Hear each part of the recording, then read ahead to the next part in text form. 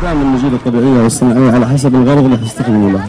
مثلا إذا عندك منطقة مثلا ما فيها مياه ري هتضطر إنك تجملها، ممكن النجيلة الصناعية تكون جيدة، بس إحنا دائما ننادي الطبيعي عادة يعني يكون هو الأفضل بالنسبة لنا، لأن هذا هدفنا. النجيلة الصناعية تطلع لنا حلول في الأماكن اللي ما فيها مياه ري، ما نقدر مثلا الصيانة فيها تكون متعبة جدا، فبالتالي استخدام النجيلة الصناعية حل جيد. نجيلة بحر بس. القادم إن شاء الله مع الهيئة إنه إحنا راح نزرع 100,000 متر من هذه النجيلة تروى بمياه البحر.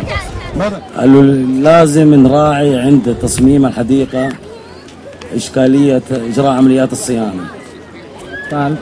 بالإضافة إلى أنه في بعض الأشجار تكون جذورها مضرة للأساسات، فلا بد اختيار النوع اللي جذور السطحي وغير جذور وتدية، لأن الجذور الوتدية دائما تتوجه إلى أنابيب الصرف أو أنابيب توصيل المياه. عندنا الآن تجربة في الواجهة البحرية، ويمكن بعد شهر تقريبا حنبدأ بزراعة 100,000 متر مربع على البحر مباشرة، ويتم ريها من مياه البحر. الآن حاليا عندنا تجارب، في عندنا 3 حقول تجارب، بعد شهر مباشرة راح يبدأ التطبيق الفعلي مع الشركة السعودية، وإن شاء الله تشوفون نتائجها قريب بعون الله. الهدف هو التعريف بالحدائق النموذجية والمدارس. بعد كذا كل زائر للمهرجان ممكن الذهاب، لأنه هي الحدائق النموذجية موجودة لهذا الهدف، إنه الزائر يروح يجلس مع الشركة المتخصصة ويحط تصاميم كاملة حتى يخرج من عند الشركة بتوقيع عقد، توقيع عقد يبين التكلفة والتصميم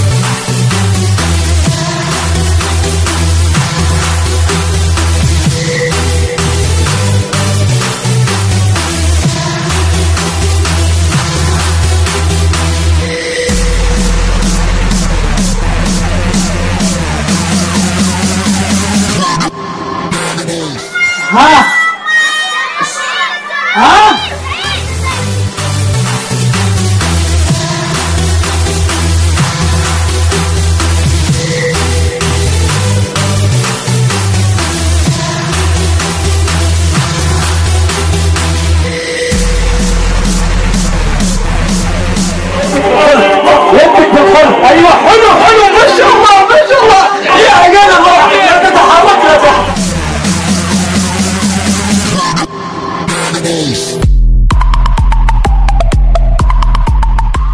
اللي فاز معانا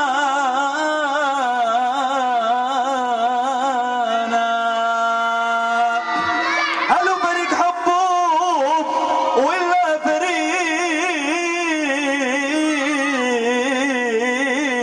شحرور.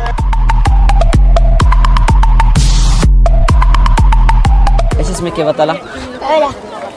علا، جيت المهرجان السنة اللي فاتت؟ ايوه. والسنة هذه كمان حضرتي معانا صح؟ ايوه. طيب ايش رأيك في المكان والمهرجان؟ السنة هذه أحلى ولا السنة اللي فاتت؟ السنة هذه. طيب ليش السنة هذه شفتي أحلى؟ عشان فيها ناس. ايش كمان؟ والملاهي أحلى. طيب إن شاء الله حتجينا مرة ثانية؟ إن شاء الله. شكرا، يعطيك العافية. الله يعافيك. معنا أحد الأطفال اللي موجودين اليوم معنا في مهرجان الزور الحدائق الثامن، متواجدين معنا في الموقع. أول حاجة إيش اسمك يا حلوة؟ جوا. طيب يا جوا، جيت المهرجان السنة اللي فاتت يا جوا؟ ايوه. إيش رأيك في المهرجان السنة اللي فاتت والسنة هذه؟ إيش أحلى؟ هذه السنة أحلى، ليش؟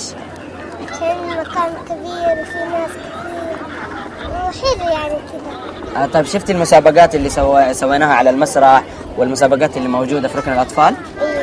وشاركتي في المسرح ولعبتي؟ ايوه. أخذتي جائزة؟ ايوه. إيش رأيك في المكان والمسرح؟ عجبك؟ ايوه. طيب شكرا لك يا جوا، يعطيك العافية.